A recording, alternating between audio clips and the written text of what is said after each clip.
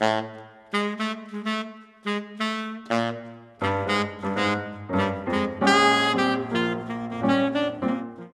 Dana, thanks so much for joining me on the Everything Saxophone podcast. I'm thrilled to be here. Thanks for inviting me. You know, I've been following Delbert McClinton for quite a while. We were talking beforehand, and one of the bands that I played with in New York, the guitar player Brian, who's an amazing guitar player, got me hooked on Delbert McClinton's music. And I was like, wow, this is really good. And the horns are front and center, awesome stuff, great tunes. And I got the opportunity to catch Delbert McClinton live at BB King's. Mhm. And gosh, I forgot the year. I think it was like 2013, 2012, somewhere around there. I had the T-shirt from some of my friends. Yeah, some of my friends opened up for you guys, and they threw out T-shirts, and I got that, and I got your CD, which we're going to talk about in a bit. What are your CDs?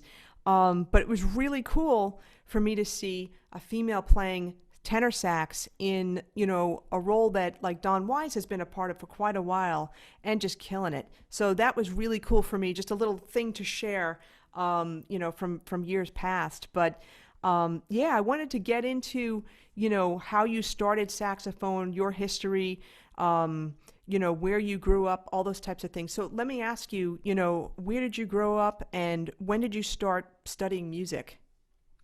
I grew up in Ann Arbor, Michigan, U of M, big college town.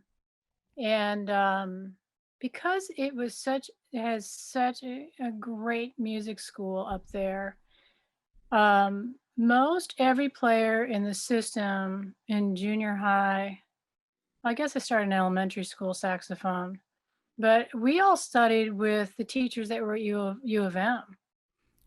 So the band program all the way through was really for at both high schools was amazing. I mean, we've looked we made many recordings, and we've actually had band reunions because we were such a tight group. And we Wow. listened back on our recordings, and they're really really excellent. So I grew up in Ann Arbor, originally from Pennsylvania. Started on piano when I was 4 Oh, because I could hear the melodies and the commercials on TV and went to the piano, started playing. My mother was a concert pianist. wow. So she knew I had a really good ear. So she started me on piano, which was great. And I played piano all the way through high school. And, you know, was with it, did everything with saxophone all the way through high school. And then went to U of M for a minute. I say a minute because I realized my second year there that I didn't want to study classical saxophone. I didn't want to be a teacher, and that's the only thing you can do with classical saxophone. Mm. Um, so I left and played in the lower Michigan, Detroit area.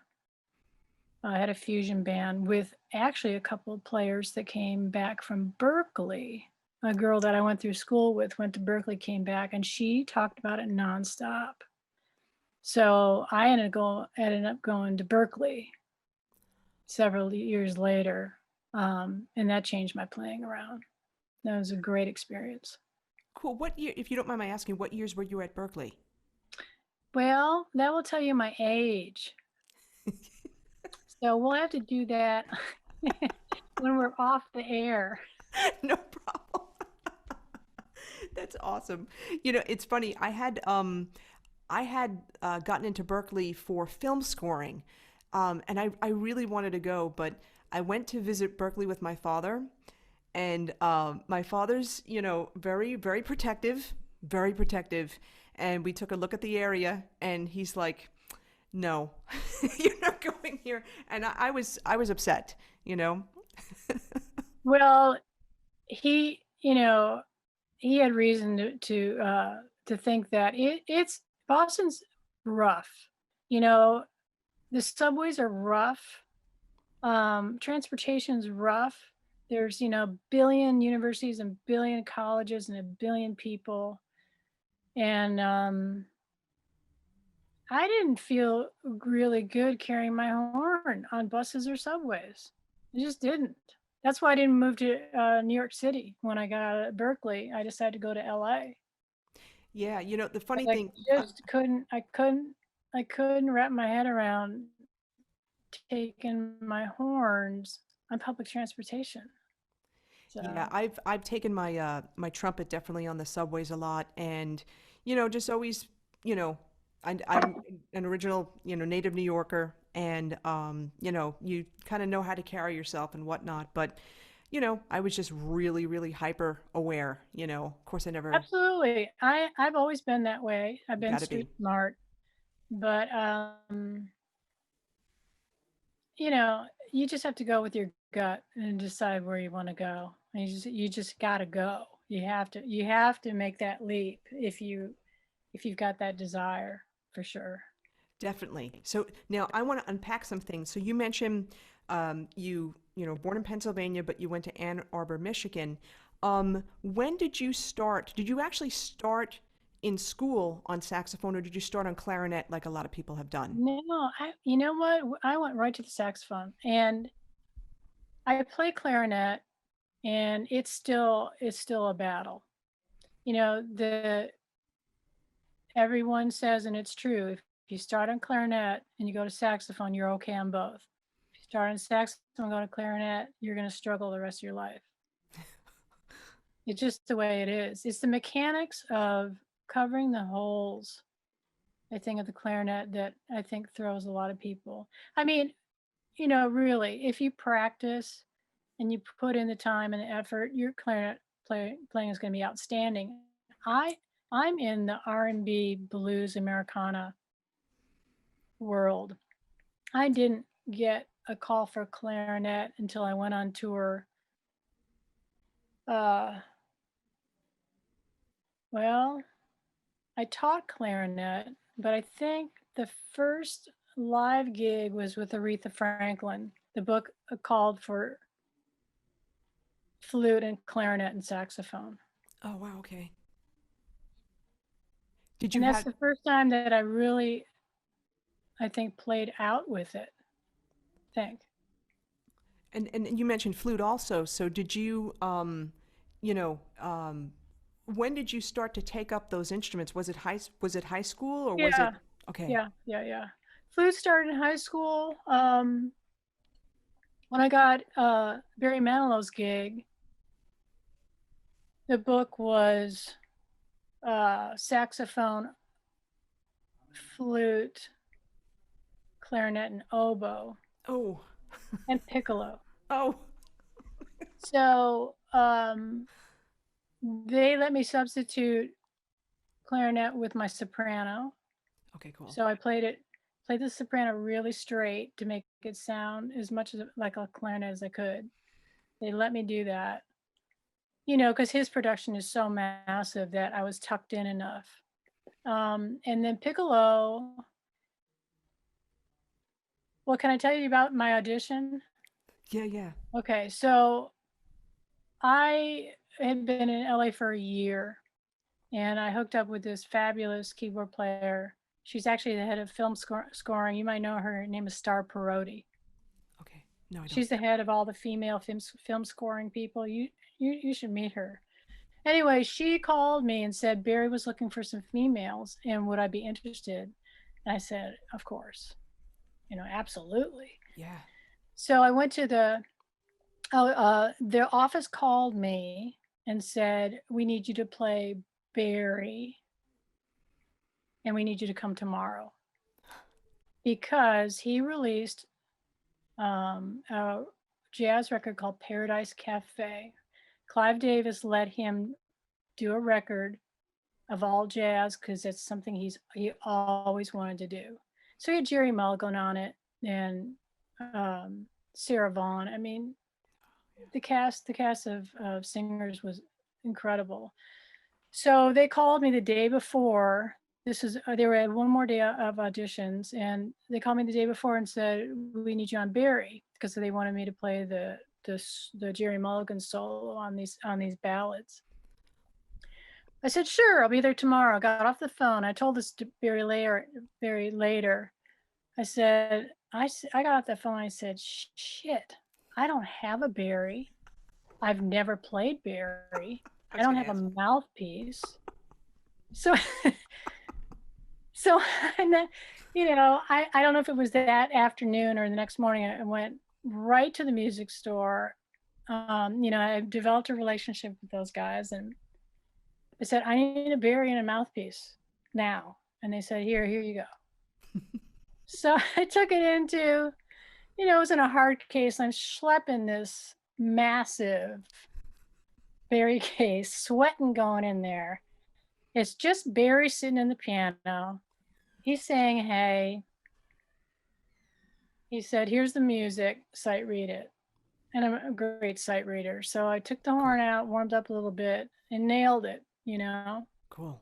because it wasn't like a rock and roll or honking low B flat, but low A stuff. This was a melodic, beautiful solo from Jerry Mulligan, and he accompanied me on piano. So I got the gig. So when I got to rehearsal, I see clarinet, alto, tenor, Barry, and then I see flute and piccolo. Wow. And it's like, oh shit, I don't play piccolo. Here we go again. So I go to the store. You guys, can you rent me a piccolo? Yeah, we got piccolo for you to rent. And so, in this industry, you say yes, and then you figure it out. If you have enough confidence. That's a great quote. I want to say that again. Say yes and figure it out. That's awesome. Absolutely.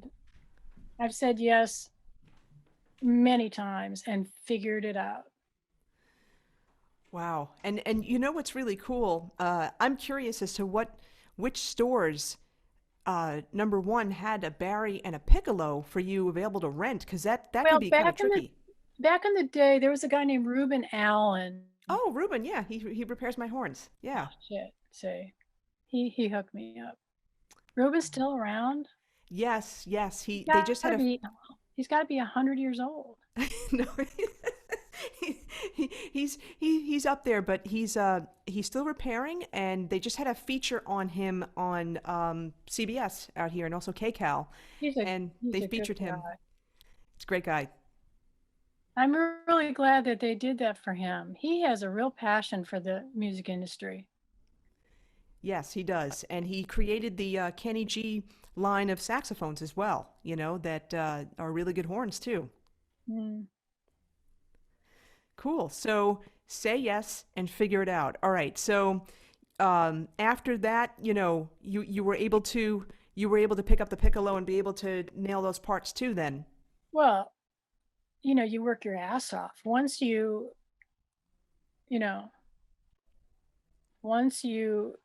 commit to the yes, you do whatever you can to get your best results. Now, when you were on tour with Barry, how long were you on tour with him? 6 years. Wow. Okay. So you had to lug around all those instruments then. No, I didn't do anything. There was a road crew. Okay. And a road case. It was when you're with a superstar. I went with a superstar and have been working my way down throughout my career. Well, Delbert McClinton's a superstar, at least in my mind. He sure is, but it's a different genre. He is. We just won a Grammy last year. Yes, congratulations. Thank you very much. And it's his third Grammy, and he is. He's the king of Americana. He is a superstar, and you're absolutely right. He loved where he was at. I think, well, he just, he chose his path, and he's happy with it. Let's put it that way. You know what I mean? You could definitely tell. I mean, if you ever are lucky enough to, catch a Delbert McClinton show live, like I did, a while ago, it's just really good. And just really. Oh, he's just. I am so incredibly thankful to have this gig, and I tell him all the time. Cool. And actually, you know what? Let's go down this path for a second. How did you land that gig with Delbert? I've been working with the trumpet player who was on that gig. His name is Quentin Ware. Um, I had worked with him at a club in Nashville that won Best Blues Club in the Nation in the year 2000. We worked 5 to 6 nights a week. I think it was 6 nights a week, 9 to 2. Wow. You know, the line was all the way down the street. It was the club. So he and I worked together for years doing that. I left because I got burnt out. I had young kids at the time, and I was just exhausted, you know. Yeah. So he kept going, and then he got the Delbert gig, and this is when Don retired, and there was another tenor player there, Dennis. Dennis was there playing, and then Dennis passed away, unfortunately. It was super sad because I worked with him in a big band in Nashville for many years. Dennis Taylor, fine player, and they needed somebody. So Quentin called me and said, you know that Dennis passed away. And I said, yeah, I know. He said, we need a horn player. Would you like the gig? Wow. And I said, I would love the gig. So, our first gig was in Kansas City, and it was a fly date. I think the bus met us because we were going somewhere else. We don't do fly dates. We have a tour bus. And I'll tell you what he said to me. I did the gig. Now, remember, this is the first gig after Dennis Taylor had passed. So the audience may have sensed it, but I sure sensed it. The band was just really mourning their loss.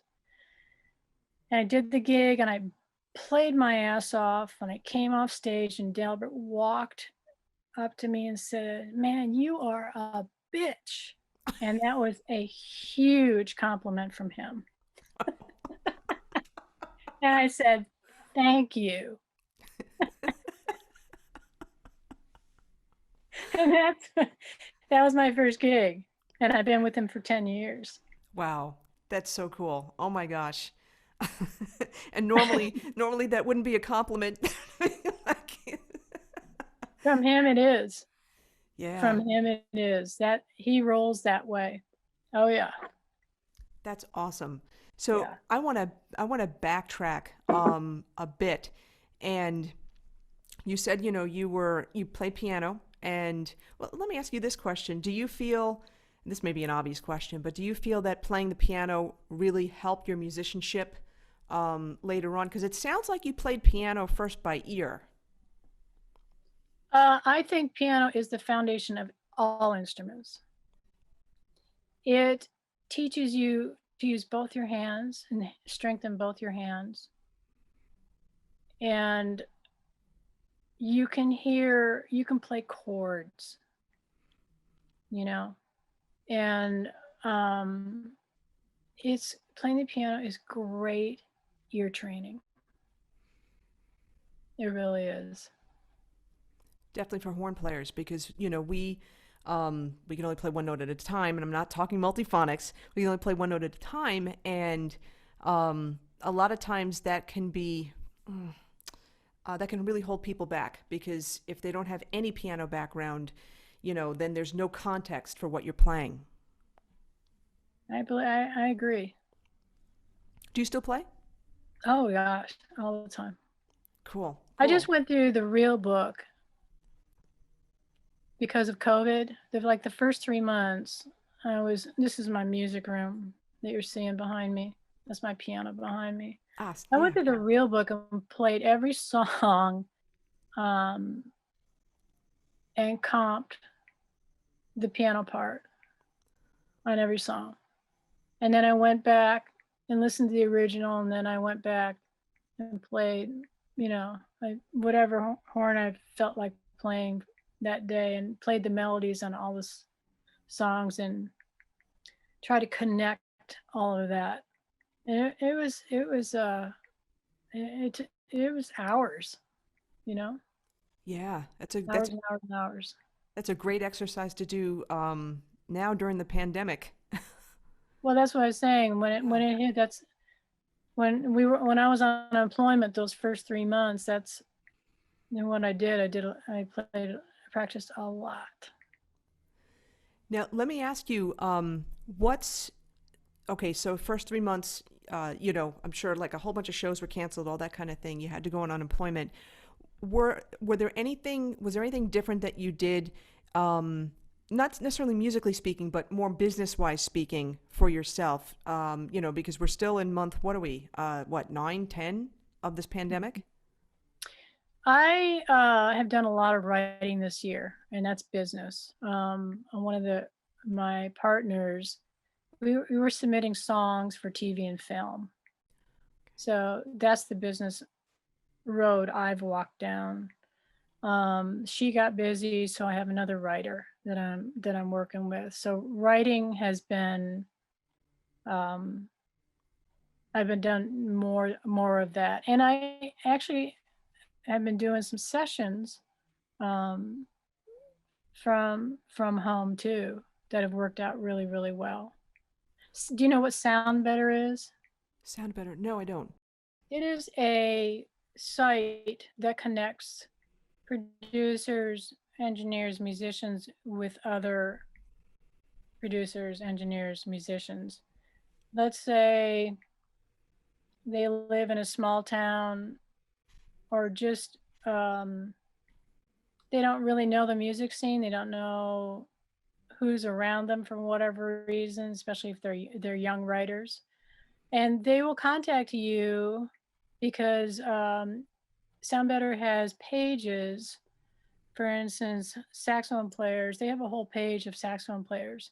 You fill out a form and you submit it. You have a one-liner of what you sound like, what represents your sound, and they can hear a clip of you.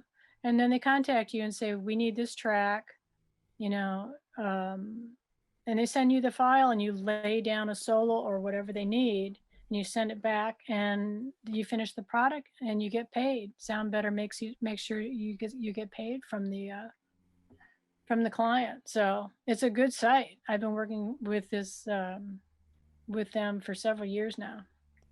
That's a great resource, and I think I'm definitely going to put a link in the show notes. And also on our website, saxophonepodcast.com. I think that's a great tip for people, especially now.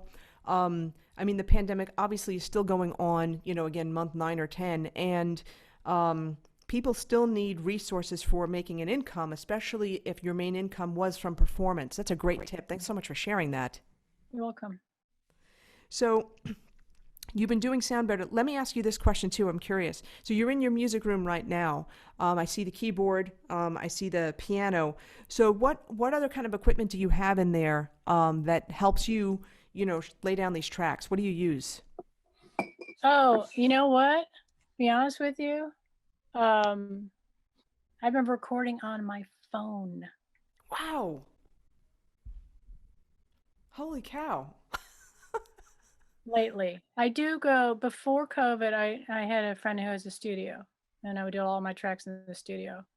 Well, what happened was Kebmo. You feel familiar with him? Yeah, So I did a tour with Kebmo and Taj Mahal, and it was called Tajmo. that's cool. And Kev called me and said, "Man, I need a clarinet part." And here we go. You just say yes. Because I had to play clarinet and piccolo on that tour too. Thank you very much. Good Lord. So quit laughing. So I guess I'm getting good because he never you know he never pulled me aside and said a word. And I'm telling you, I don't mind if I tell you this, but the encore piece was Fast and Furious, and it had a piccolo part that was all 16th notes, and it was flying. And I had to do the whole show, get off stage, blow air through the piccolo with whatever climate I was in, come back out, and play this Fast and Furious piccolo solo. And it's the first time I had picked it up the whole show. Oh man. I mean, talk about, please, Lord, just let me get through this. You know, Wow. it was unbelievable. So anyway, Kev called me, wanted a clarinet solo. Yeah, I got you. Send me the track. And I said, Kev, I don't have anything to record here at home. He goes, play it on your phone and send me a WAV file. Really? Yeah, I think it'll work. Really, Kev? Yeah, just play it. So I played in my phone, and I sent it to him, and it's dry. And it's exactly what he wanted. No, nothing, just my tone. The only comment was he said you need to back off of the volume a little bit. It's peaking. It's just too loud. Okay. And I played it again. Maybe did one more after that, and he called me maybe a month later and was mixing it, and he goes, man, that clarinet solo, I gotta tell you, is really holding up. You did a great job. And it was on my phone. Wow. That blows my mind. But let me ask you something though. Do you have is there an app on your phone that you use? Is there like some kind of microphone that you're plugging into the Yeah, phone? yeah. Okay. What do you It's I don't know. Let me look. This is the thing that's on the iPhone. Okay, so you're using an iPhone. Yeah, it's in the extras, and it's called Voice Memos. So you're just using the voice memos. I thought it was something more sophisticated than voice memos, but apparently not. That's awesome. I mean, this is what I use for all my writing sessions. I play a lot of ideas when I'm walking on voice memo. It's crisp and clean, and it's just, your sound is there, and it's raw. Yeah, And when you send it to somebody, an engineer, that means they can do anything they want with it. that's what I was going to ask you because I know when I've done some recording things, they absolutely want me to record dry because they want to be the ones that are going to, manipulate, with reverb and echo or whatever the case may be. Yeah, we don't like playing dry. No. We don't like that. We don't like that at all. But they're happy on the other end. So I've done several off of my phone. Now I will say I've been going back in the studio. Had a session today. The studios in town, I mean, the ones I do, I go right in the door, right to the horn room. I don't see anybody. I don't talk to anybody. They've wiped down everything. You do your thing, and they meet you back outside. Thank you very much. You get your check and call it a day. Wow. That's how it is now. So we're, horn players. What are you going to do? You can't wear a mask. You just got to really stay apart and blow, this way, and put your mask on when you need to. Now, yeah, I'm curious about this. So, when you're recording, I mean, normally in a studio, you're going to be recording your part, unless some groups do like to record, somewhat live, where the whole group is recording in the studio, or they'll record the horn section, as a unit. Yes. So if you're part of a horn section, are they recording you as a horn section in the same room with back? Yes. They are. Wow. Yes, but we are 6 feet apart. Wow. Okay. And some rooms have air filters. Mm. I mean, I don't do a lot of sessions, but the only sessions I've been doing has just been with one trumpet player. I haven't been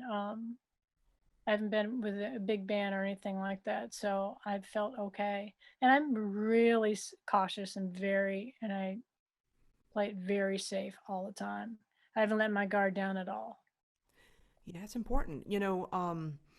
I mean, this is a serious, obviously it's a serious disease, and we certainly don't want to get it, and especially as musicians, I mean, our air is everything. We can't get this. Yeah. Anybody in the music industry cannot get this. Yeah, and unfortunately some have, and it's just, it's a real shame. But that's very interesting. So you're lucky though, because you're in Nashville and your studios are open, where some parts of the country, open, closed, open, closed. Like I'm in Los Angeles and it's pretty strict here. I mean, they had outdoor dining, like 50% capacity. They just closed it down again. And I understand. I just feel really bad for those small businesses because they Yeah, I can't, know. they can't survive. It is rough. It is rough. Yeah.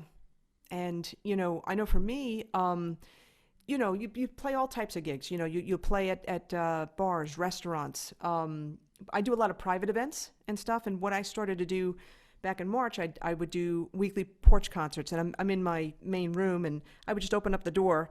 I'm pointing to it. You can't see that on the podcast if you're listening, but I just walked out the door, played on my stoop, played for the neighbors, and it worked out great. I did for 15 weeks in a row. And Oh yeah, man. I know a lot of players that do that, and the neighbors love it. it's great. And you know what's really cool too? I got to play music I normally don't get to play. I got to play some of that stuff, that 80s rock, the stuff that I grew up listening to, that I normally don't play. And I thought, this is fun. This is actually fun. It keeps your chops up and it keeps everybody happy. It keeps everybody motivated, and that's a big function that we have right now, especially where people are just really getting down. I know. It's rough. Yeah. All right. So you shared a great tip about and a great resource with Sound Better. I want to go back to when you were in school and even in college and stuff. And I just want to know, like, who were your most influential mentors, your teachers, maybe even not a direct teacher, in terms of saxophone. It could be someone in college. Who were your mentors? Um, U of M, my mentors were the musicians that played in the clubs downtown. I didn't pull much from the classical world, and I really didn't understand why it wasn't working for me until I got out of school. Um, I did really like Trent Keniston, who has several books out. He's a horn player out of Western University in Michigan. That's really where I wanted to go, but his department was full. And so I can't say I learned a whole lot while I was at U of M because I just wasn't into it. But what I did do on the weekends was go downtown and sit in with, the Detroit players. And there's a lot of incredible music in Michigan. Motown was only an hour away. Not that I go into Detroit. I don't want to tell you my age, but I will tell you that Detroit was rough, and has been rough for decades. Mm. So most of us didn't go in Detroit, unfortunately, because we could have probably seen all those acts. Oh, wow. But there's great players all around that university. So I learned from them. I still love to jam and go to jam sessions and hopefully find a player that just kicks ass and I can learn from. I love working with people that are better than I am because I pick up licks all the time. That's cool. And that's a great approach. A lot of people may tend to feel that they don't want to go to jam sessions because, there are going to be people that are better than them and they may feel embarrassed. But you're kind of flipping that mindset. Oh, that's how you learn. You don't want to go too often to jam sessions. It can it might not inspire you if you go too much, because the same people tend to go. I will say though, after I left school, I was sitting in at a club my second year that I was at school, and this guy walked up to me and said, "Man, I really like your playing. Do you want to join a band?" And I was like, take me out of here. Yes, I'd love to." So I joined a band. My parents were freaking out, of course. Um, I was with them for a year and a half, 2 years. Eventually, my mother, who was really the musician in the family, ended up being a groupie. She used to come hear us all the time, which Oh, was cool. great, you know. After I left that group, it kind of dissolved. That's when my friends from Berkeley moved back into town, and fusion was big then. And fusion is jazz.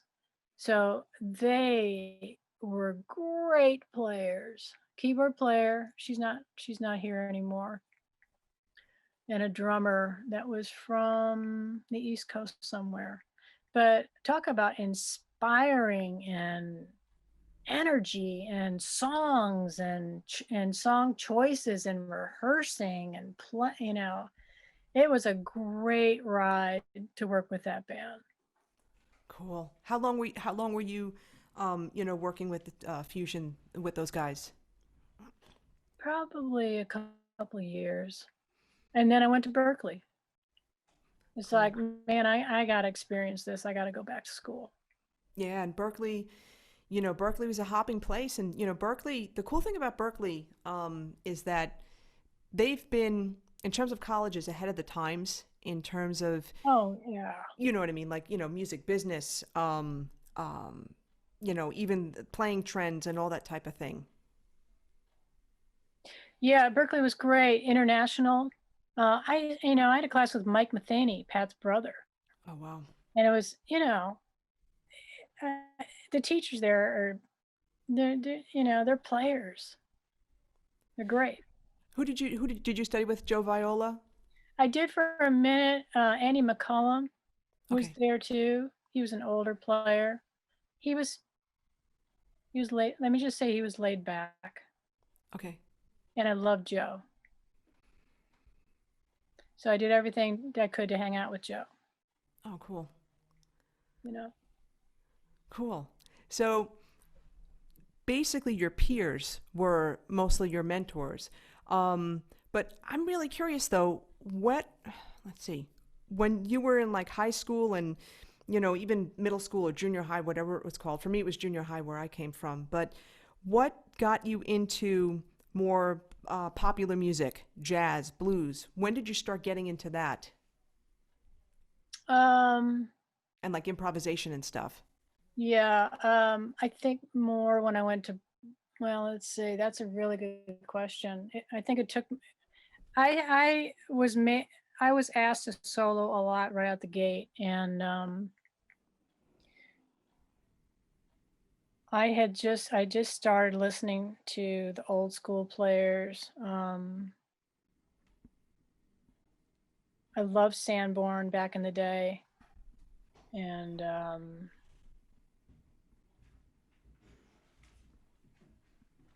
I guess I didn't. I mean, Kirk Whalum is a huge mentor for me. I saw him when I moved to LA, and he really blew me away. I just met him last year, and it was wonderful. Um, I listened to horn sections. I loved Earth, Wind, and Fire. I listened to a lot of Motown and a lot of Muscle Shoals stuff. And my dad was a big jazz head. So he would give me cassette tapes and compilation tapes. He would record all this stuff for me. I That's cool. guess that's when I really started to turn around too, with my dad's help. It was cool. You listen, I'm sure you listen to King Curtis, Junior Walker. Yeah, yeah, oh yeah. I really listen more to Junior Walker um, at the time too. Yeah, I listen. I have big ears. I listen to a lot of people. One of my biggest mentors was Michael Brecker. Mhm. I have to say, I had a Coltrane phase for a while.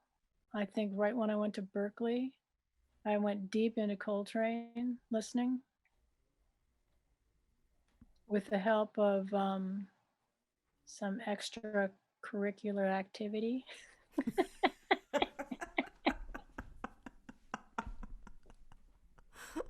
It's awesome. I walked down that path for a long time, and that really, I just absorbed stuff like a sponge. Cool. So, John Coltrane and I was going to ask in terms of, you say you have big ears and stuff like that, listening to a lot of people, and I keep going back to when you first started piano and you'd hear a melody and you go to the piano and play it. Um, was that, I have like a couple of questions here. Was that the case also when you started playing saxophone too? Like, would you like hear a melody in your head and like try to learn the notes, like try Oh, to get fingerings and stuff? oh yeah. Let's say you get I I listen to Sanborn solo, or a Brecker solo, or any of those cats. I hear a line and go, oh, God, listen to that line. And then it would come out in my playing. That's what soloists do. I think we grab a lick that gives us an emotional charge. And I've always soloed in every gig I've been in. And it gets into you and it's internal and it comes out somehow. Do you, my other question was, do you transcribe solos? So, you've heard Sanborn, you heard Brecker, you were into Coltrane. Did you do any transcribing, or was it just doing a lot of listening? Like, what did you do? I did more listening and copying, yeah. I've transcribed more in the last 10, 15 years. There's a great tenor player out of, I'm going to say Texas. His name is Greg Piccolo. Oh, And yeah. he's a swing player, which is kind of bebop, swing and bebop are so close. And I've really been digging him lately, transcribing some of his stuff. I've got a whole book of Brecker solos, and it's just, there's so much ink on the page. You just go, let's take this slow and see what this is all about. Yeah, that and Coltrane. And when you transcribe, are you, um, you're obviously you're hearing it a lot, you're figuring it out. Do you write it down also, or do you just keep it up in your head? I write it down too. Okay, Yeah, I do a little bit of everything. Yeah, cool. It helps it stick. yeah, yeah, it's great. Kirk Whalum, he's something else. He's a really I, nice guy. I interviewed him for the he podcast is. a while ago. Yeah, he's great. A great player. He's just great. The drummer that was on the Tajmo tour, Marcus Finney, is Kirk's drummer. So we had a long conversations about Kirk. Cool. Oh yeah, yeah, he's just brilliant. Now, let me ask you, I'm going to change direction a little bit.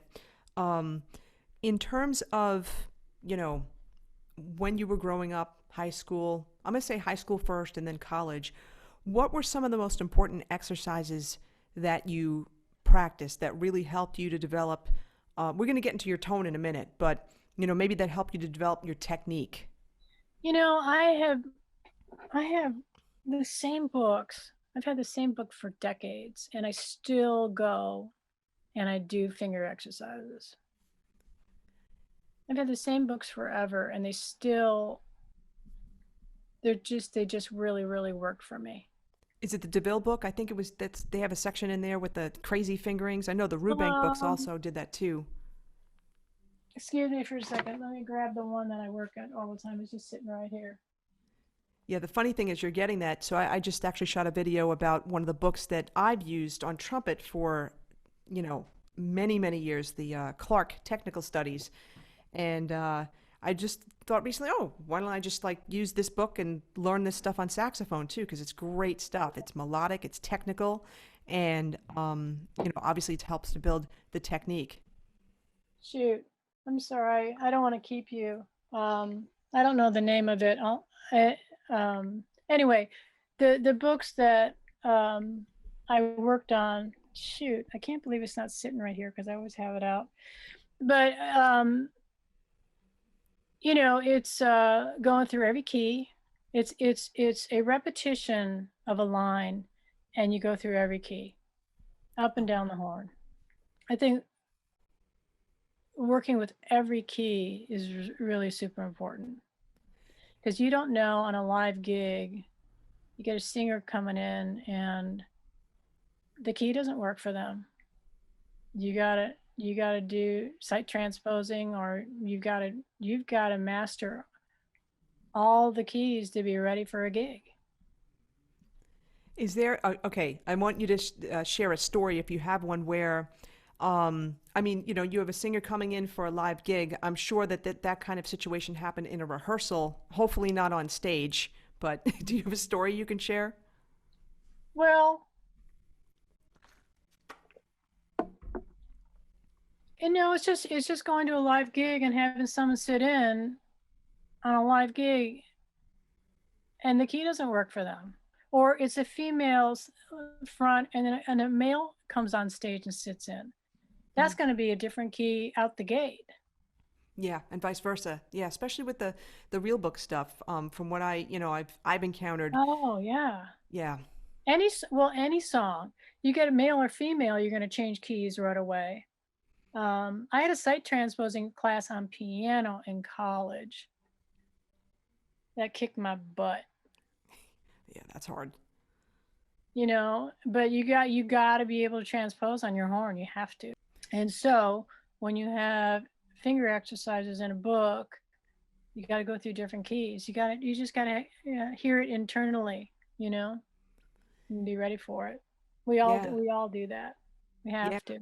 Yeah, because I know a lot of people, they're hesitant to work in keys with a lot of flats, with a lot of sharps. But the fact of the matter is, especially if you're doing blues, you're going to be playing, if you're a horn player, you're going to be playing in a lot of sharps. You're not going to be playing in concert B flat. You're going to be playing in E, or B or A. Oh, hell yeah. Absolutely. And when and the more you do it, the more comfortable you get. Definitely. And when performing with Delbert, when I remembered that show, yeah, you guys had a book. So you were playing, you had the horn lines, you probably worked them out, probably wrote them out, right? Because everybody's got to be on the same page at the same time and stuff. The set of horn players, Don Wise and Terry, it's Terry's last name, I'm so sorry. They didn't have a book. The trumpet player, Quentin Ware, always wants to read his part because he does so much work outside of Delbert's show that he chose not to memorize the book. We've since gotten iPads, so it's not as cumbersome, anymore. But he is such an exact player and wants it to sound as good as possible. He doesn't take any chances, and has a book there. And my God, there's 100 and some songs in that book. Not that Delbert does them all. We kind of settle into a close to the same show, but he could call anything at any time, and you gotta be ready. Yeah. Now, did Quentin write out the arrangements for the? He hand writes them. Oh, he hand writes them. He's got a Mac, and they don't have a program with a stylus yet for a Mac. They don't have it. So he doesn't go into finale and type it out then. Oh my gosh, And that would right, be, but he has beautiful penmanship. oh, that's key. He's really old school about that. But I really enjoy his writing because because again, I've been working with him for 20 years, like 22 years. Wow. Yeah. And his penmanship is wonderful. That's important because I mean, I played in pit bands and stuff, and those Broadway books are just, oh my God, they're just ridiculous, absolutely ridiculous. I've memorized most everything.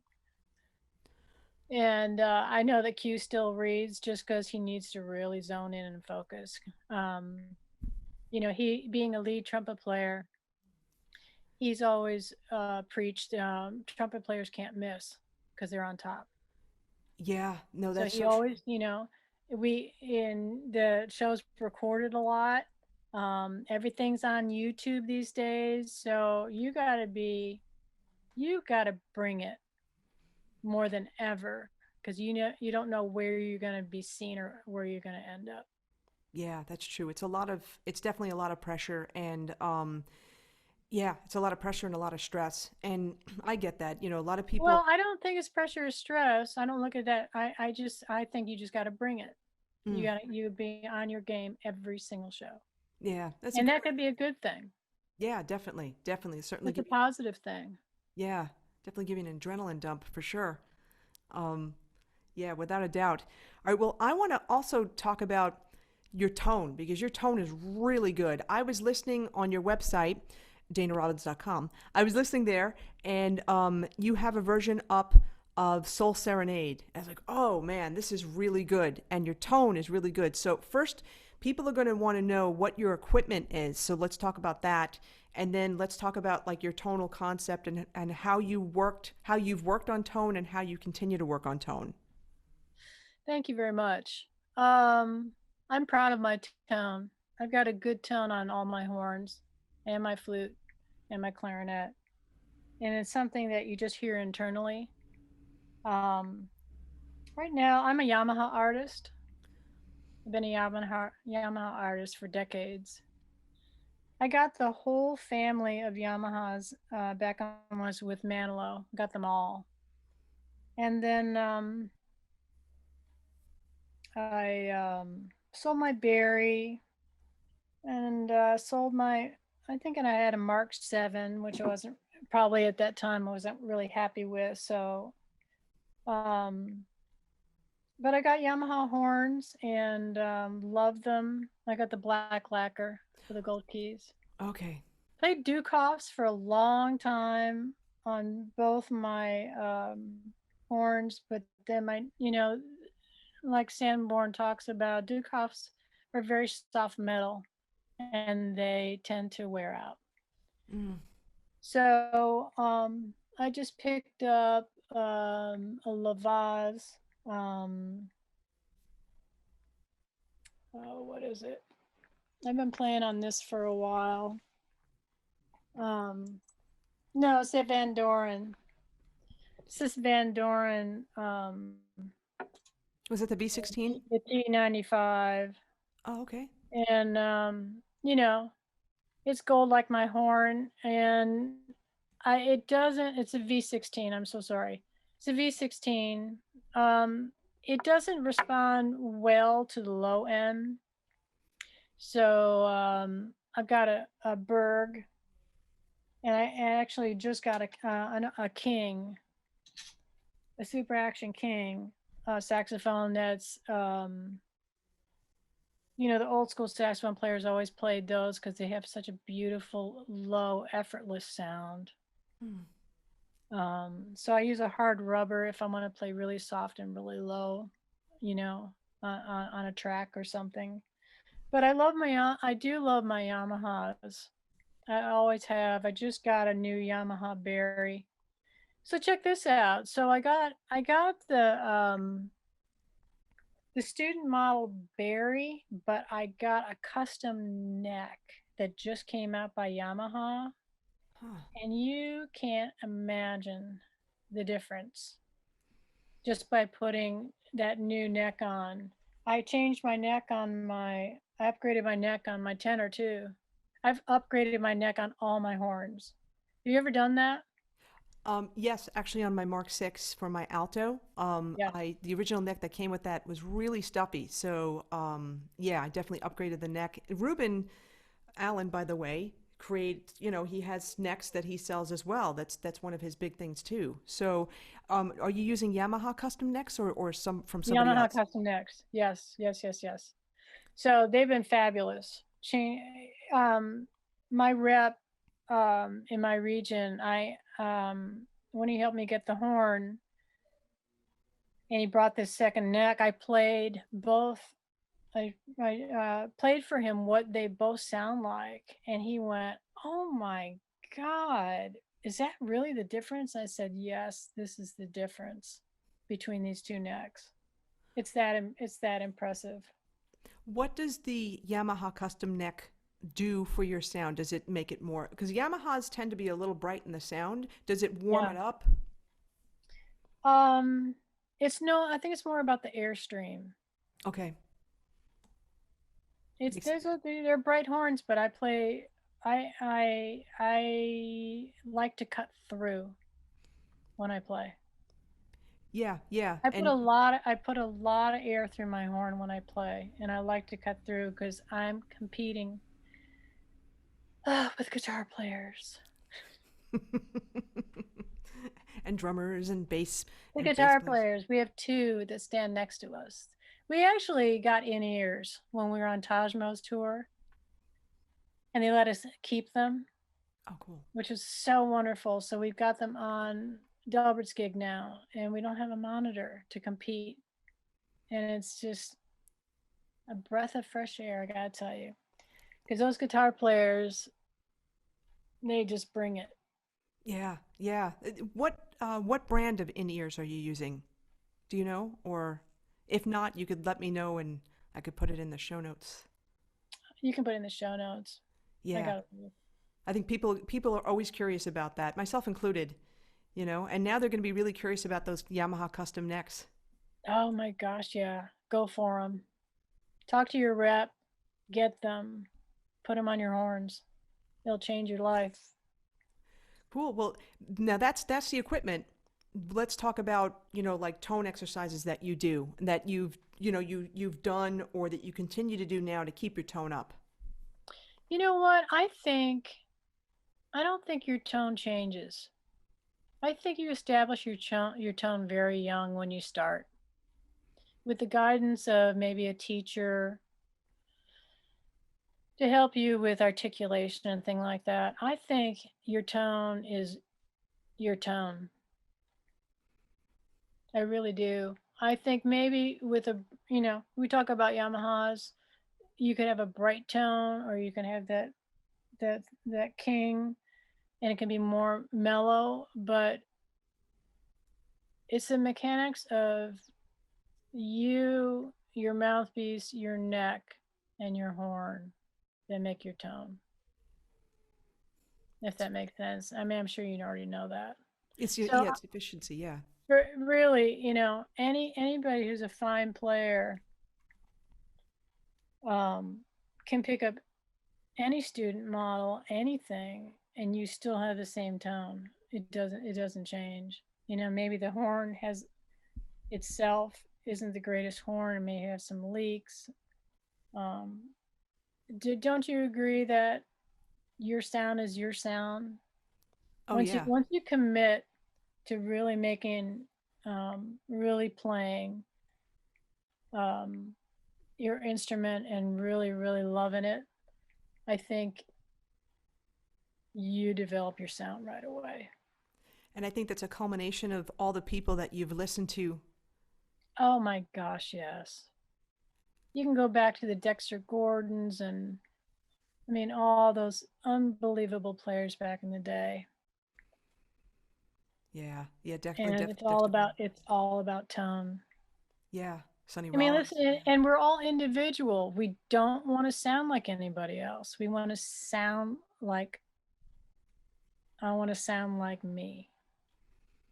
I can grab a lick from another horn player. You know, Sanborn's got that blues down.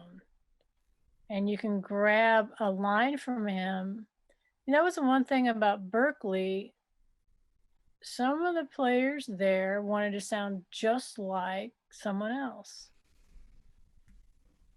And, you know, it's great. You're a great player. You sound great, but who are you? What do you want to sound like? I mean, does it really benefit you if you want to make this your career? You know? It's interesting that you say that because I've interviewed so many people for the Everything Saxophone podcast, and those people that did go to Berkeley, they said the same thing. You know, with so many people in the practice room trying to sound like Michael Brecker, you know, or trying to sound like Joan Coltrane. That's interesting. You know, you learn from that, but you don't want to sound exactly like them. I mean, we absolutely would love to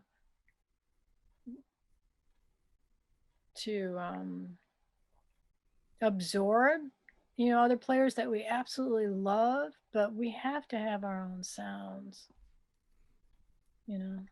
Yeah, just like our own voice is unique. Yeah, oh my gosh, yeah. I find smooth jazz players, I have a hard time distinguishing sometimes who it is, because they kind of all fit into this genre and they kind of all sound alike. Do you agree?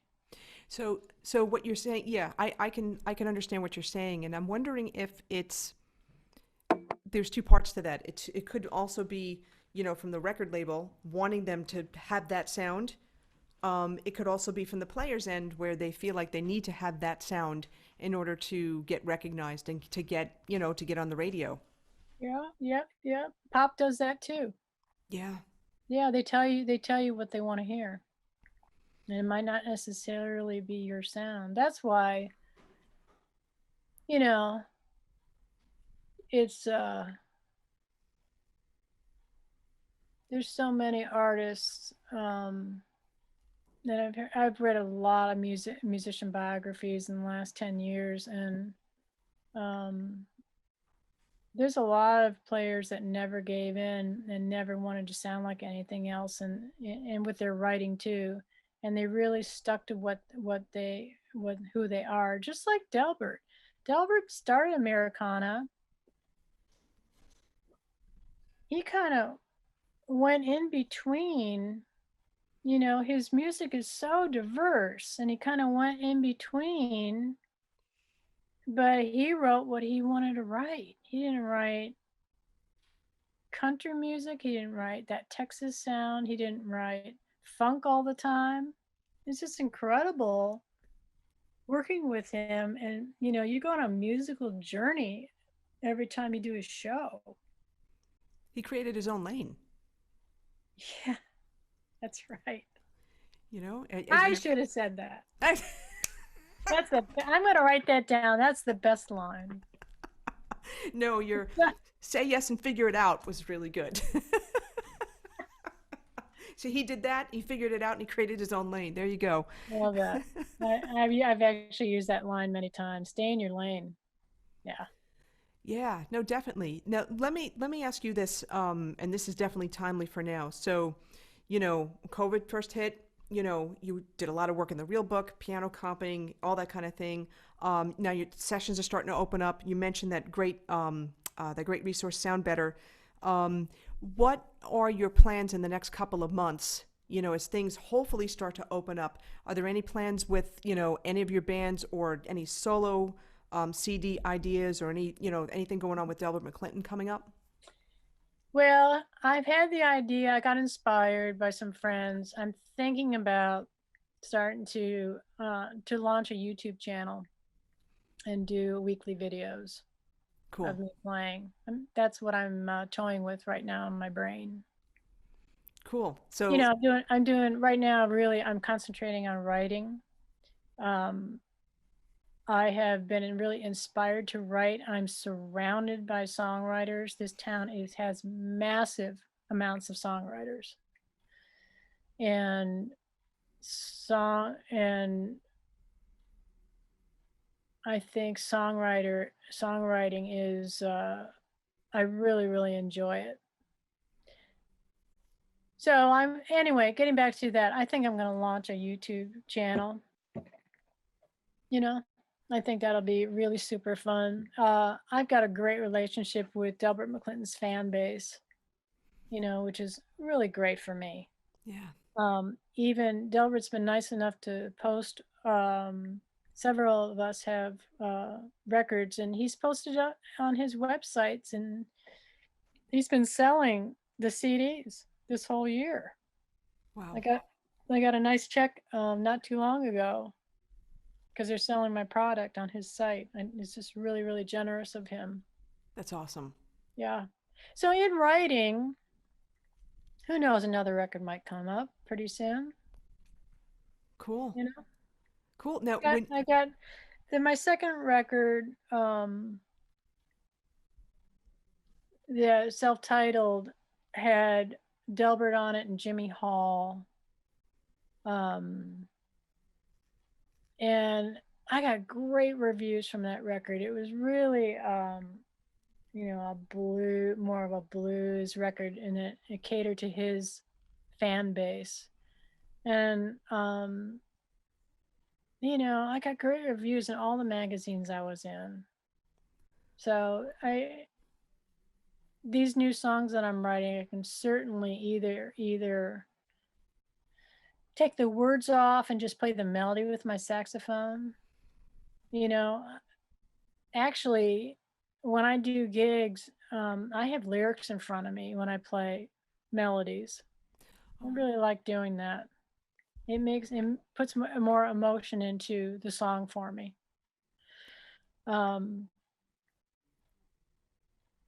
Or I could get some guest singers.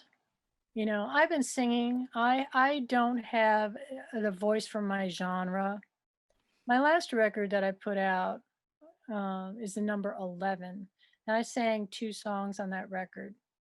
And I have a very inside, nice, pleasant voice. But I choose not to sing in the blues world because I just don't have the tone. I've worked with too many people in that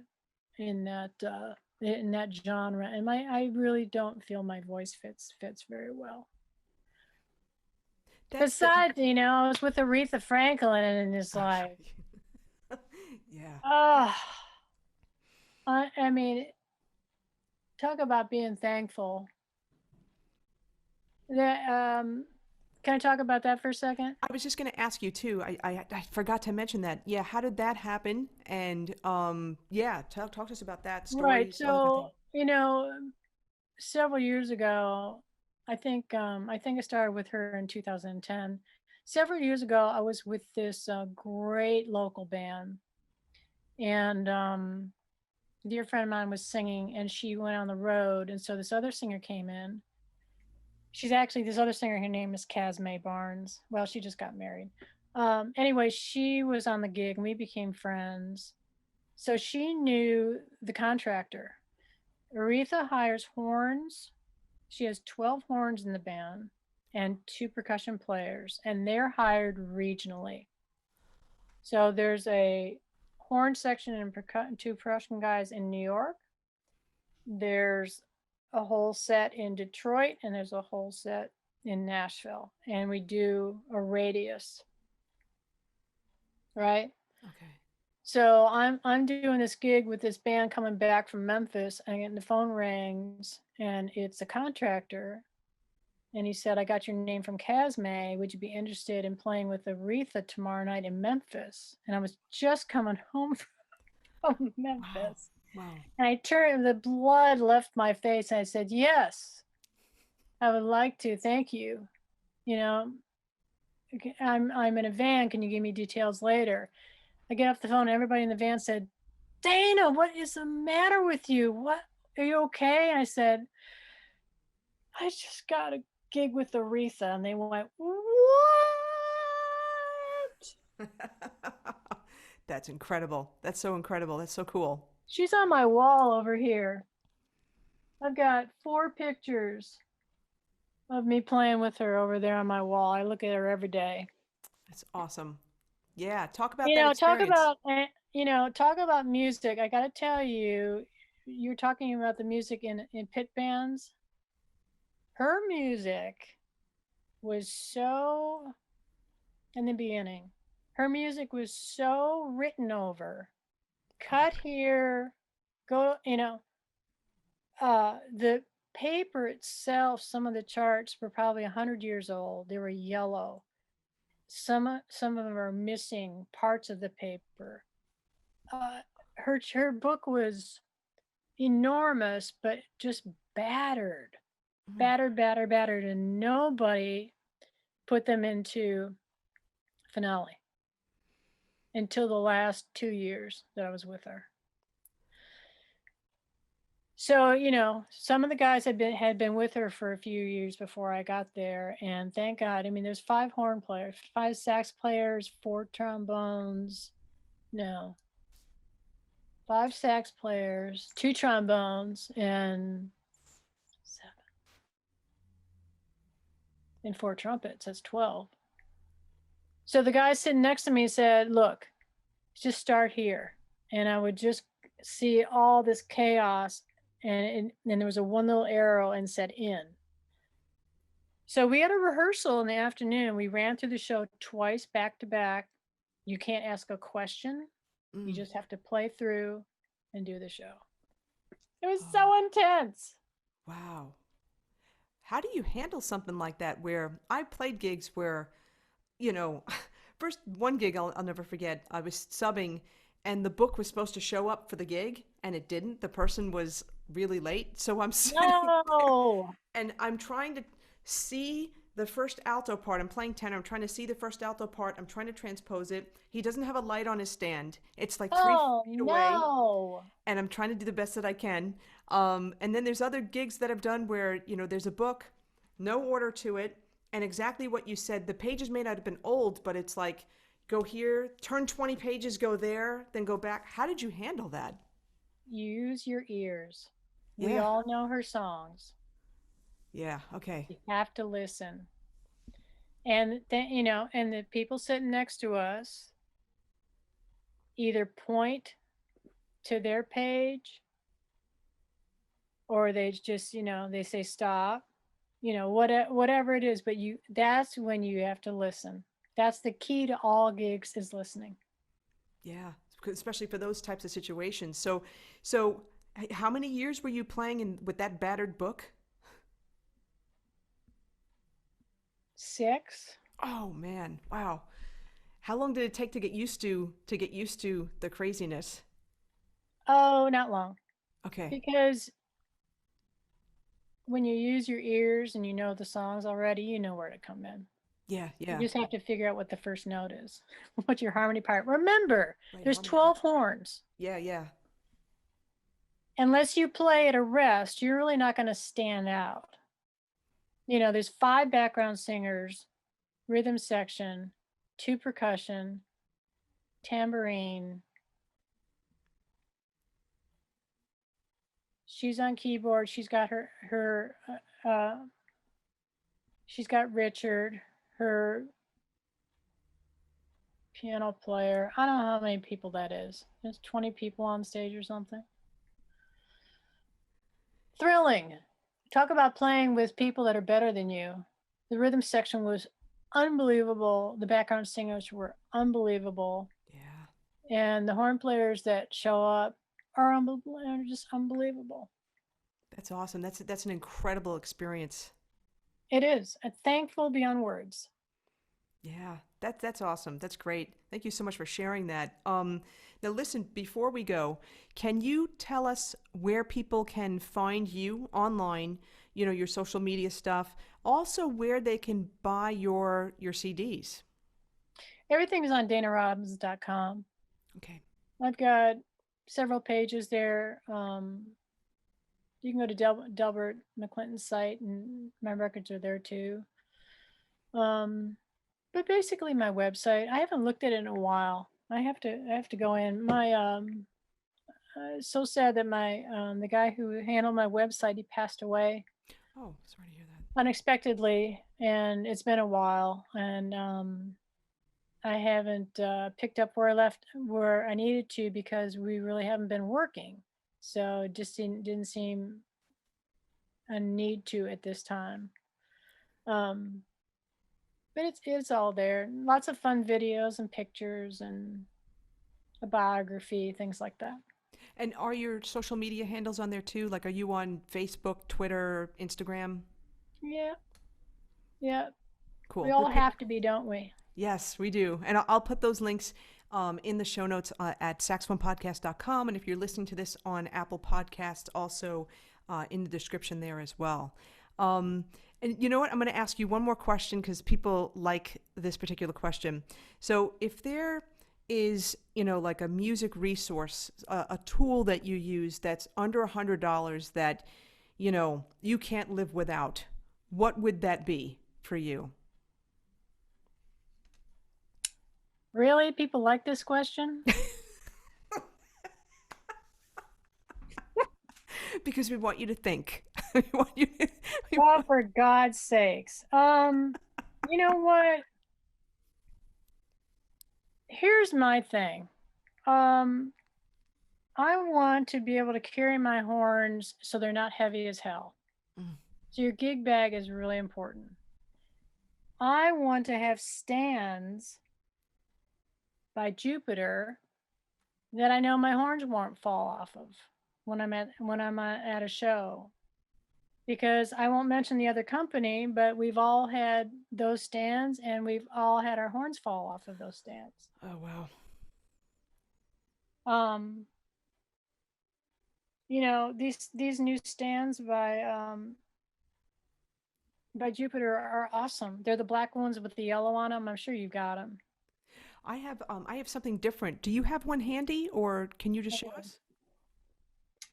You have to take your horn off of it, of course. I'm sorry, it's not Jupiter. What am I talking about? They're Hercules stands. Ah, Hercules. Okay, I'm that's so okay. sorry. Yeah. Okay, got it. Yep. Why did I say Jupiter? That's so weird. I think you have to. I don't know why I'm talking about gig bags and stands, but they're so important. Oh, sure. You horn players and neck straps. Oh my God. So check this neck strap out. I got it from Japan. Oh, Japan. So I don't have anything around my neck anymore. Good. And women can't wear the harnesses. Right? There's one I have that I'll have to show you. Okay, but I'd anyway. love to see it. Yeah. So it's all about not having achy shoulders and aching necks and aches when you play for us women. Yeah. And so you just can't carry your horns on your shoulders forever. You have to set up a dolly or have something. And you got to have stands that you can count on that people won't knock your stuff over. So this is my neck strap I got from Japan. Okay, that is different. Okay. So it goes on your shoulder like this. So it's sitting on my shoulder. Okay. It's got this weird thing that comes around for balance. Yeah. Huh.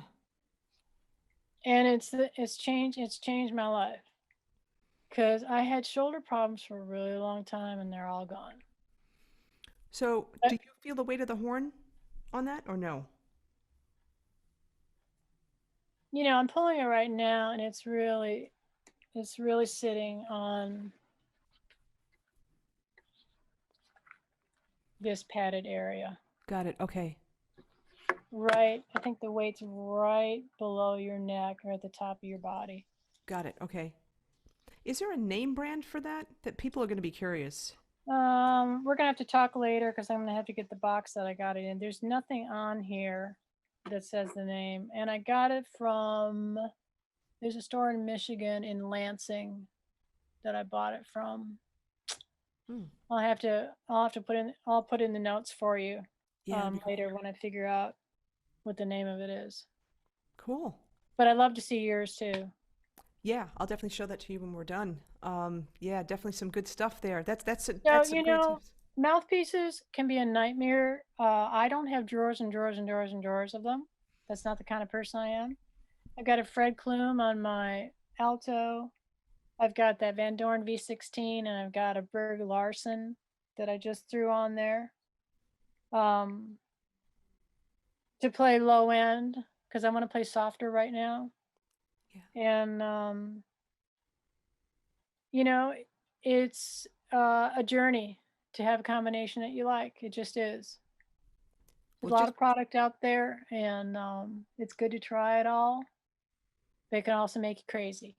yeah, that's definitely true. But what was really cool, when you shared the Yamaha custom necks and how that like totally changed everything for you. Wow.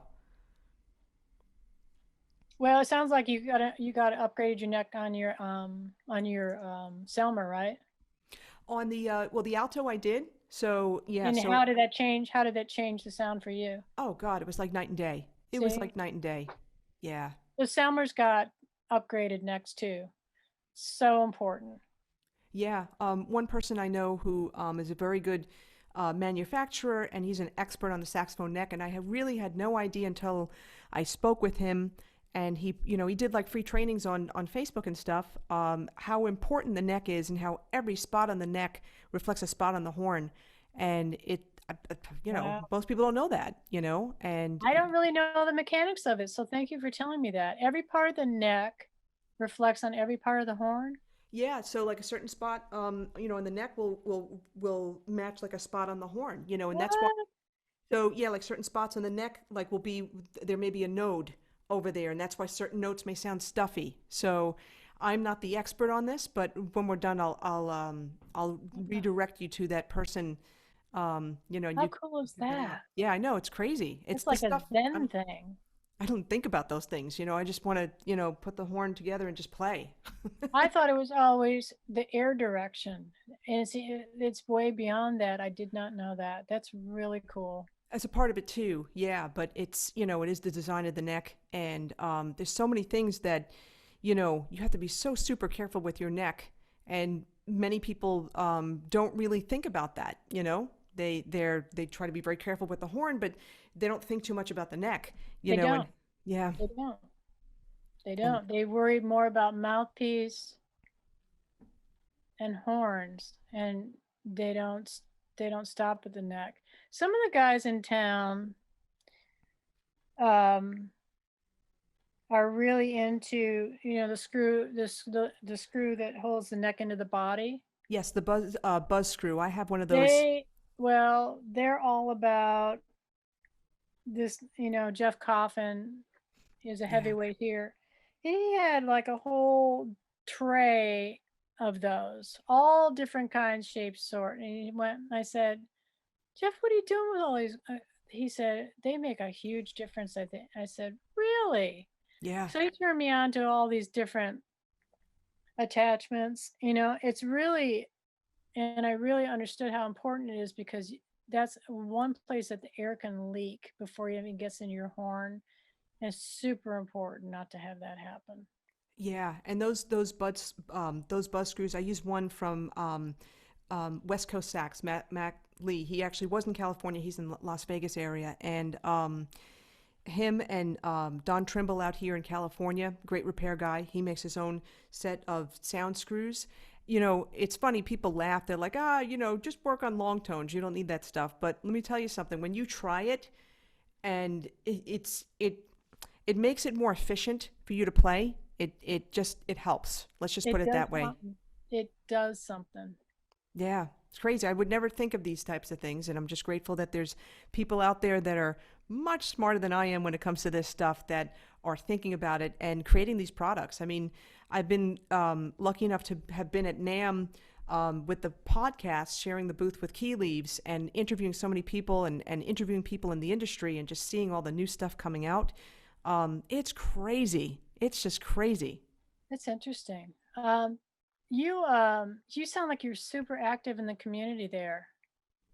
Yes. You know a ton of people, yeah? Yes. Yeah. Have you been to NAMM? At least the NAMM in Los Angeles?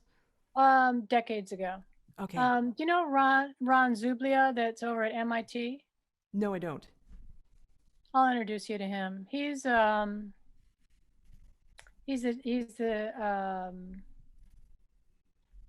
I don't know. I have to look at his title because it's a really long title, but he's involved as a teacher there at MIT, and he's just launched a horn department with saxophone, trumpet, and trombone. And he asked me to start teaching there remotely. We're working on that now, but he's got a one sheet on what they're doing with the department there for saxophone players. I'll forward it to you. Cool. It's really super exciting. That's awesome. Really exciting. That's really good. Cool. Yeah. Well, listen, Dana, I wanted to thank you for your time. I know that you had just come from a session to do this interview today, and we had another day, and you had another session, which I'm really happy that the work is starting to pick up, which is really cool. Again, thank you so much for your time, and we look forward to sharing this podcast out, and definitely sharing it out with your Delbert McClinton fans as well. That would be really cool. I sure appreciate it. And I just want to say thank you for interviewing the women players. I did a show with Grace Kelly years ago in San Antonio. Yeah. I've known Mindy since I lived in LA, and I just ran into her in Nashville recently. It's really great to support the women always. Yeah. I'm a real advocate for women players.